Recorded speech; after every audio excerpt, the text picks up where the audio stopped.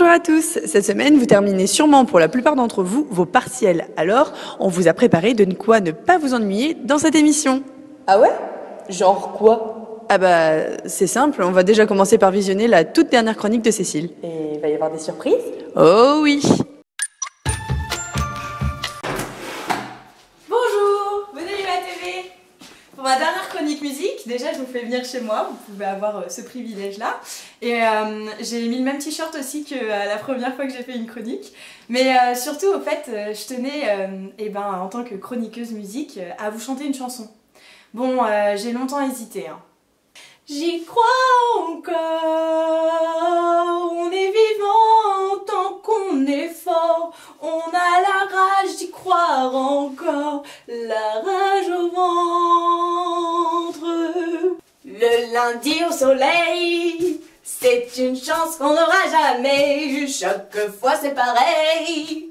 You really want more than we don't know, so I'm getting on than we don't know. I wanna,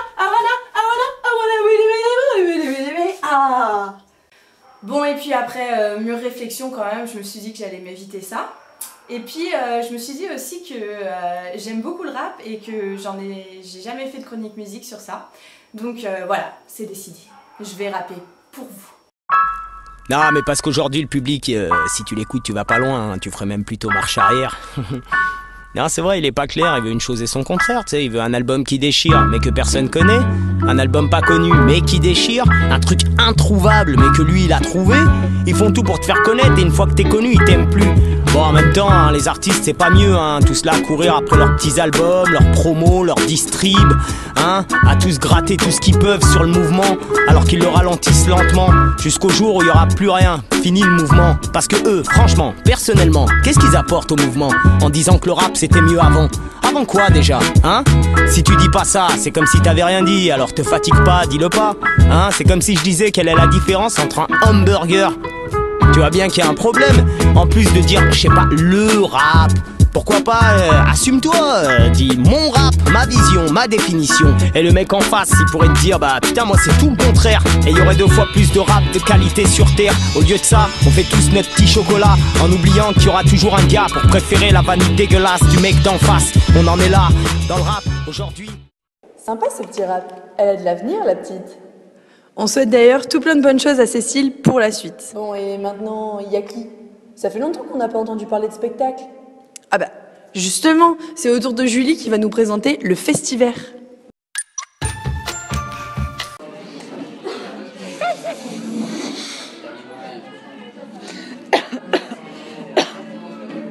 Bonjour à tous. Si comme moi, vous remettez difficilement des excès des fêtes, voici un petit programme détox pour cette fin de mois de janvier. Au menu, un petit bouillon de culture à l'occasion de la prochaine édition du Festivaire qui aura lieu dans différents théâtres de la ville. Pour cela, UATV a concocté pour vous une petite sélection des spectacles à venir. Le 30 janvier prochain, de quoi lutter contre la déprime hivernale. Le 27 et 28 au Théâtre des Carmes, découvrez La Passion selon Juliette de la compagnie Manœuvre. En 1958, Juliette a 13 ans. Elle doit suivre le destin que lui impose la société, ses parents et l'Église, c'est-à-dire le mariage. Vous allez découvrir la vie d'une enfant de 13 ans à travers 2 comédiens et un musicien sur scène qui vont vous plonger dans cet univers atypique.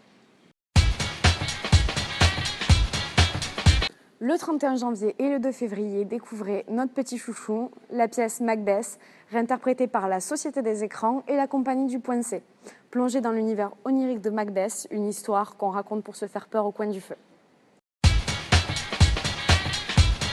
Le 30 janvier à 19h et le 31 janvier à 21h, découvrez Une passion entre ciel et chair de la compagnie Balbutia.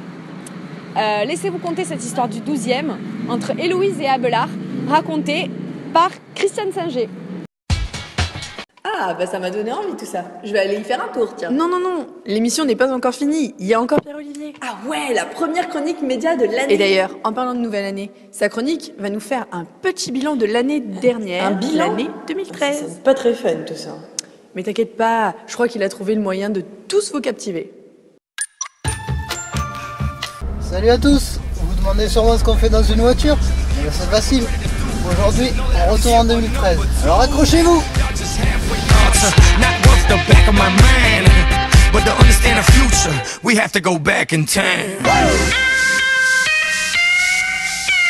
Le défi, c'est de revenir sur l'année média 2013 en moins de 2 minutes. Alors on perd pas de temps, on commence avec Yann Barthès et le petit journal qui a fait un carton en termes d'audimat et qui nous a souvent montré l'immontrable. On enchaîne avec D8, le canal plus low cost, une chaîne de divertissement de qualité qui a proposé des séries comme Game of Thrones, Homeland et qui a remis au goût du jour à Nouvelle Star.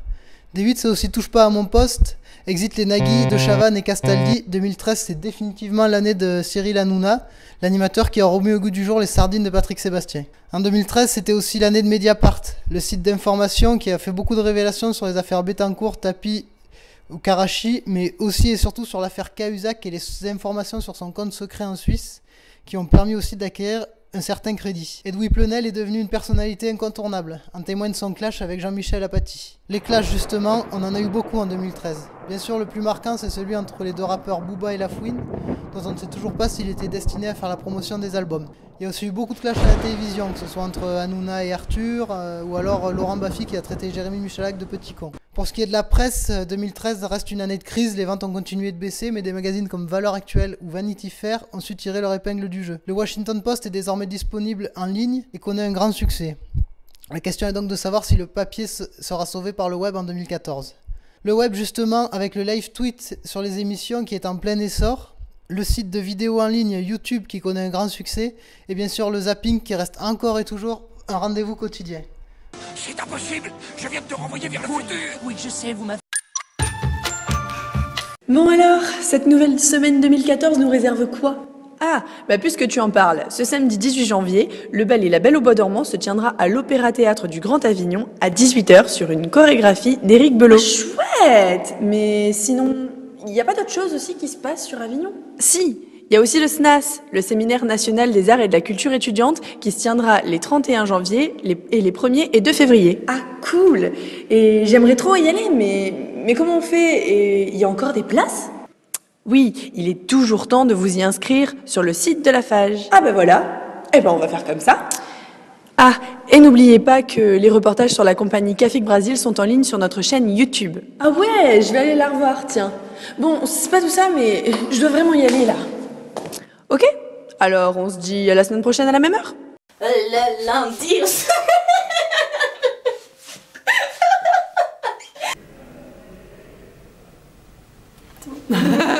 Culture à l'occasion du festival qui aura lieu à la fin du... Je galère trop. Oh oui, j'ai l'air complètement schizo. J'y crois encore. Ah bah ça m'a donné envie tout ça. J'ai envie de... mais je dis n'importe quoi là. Oh.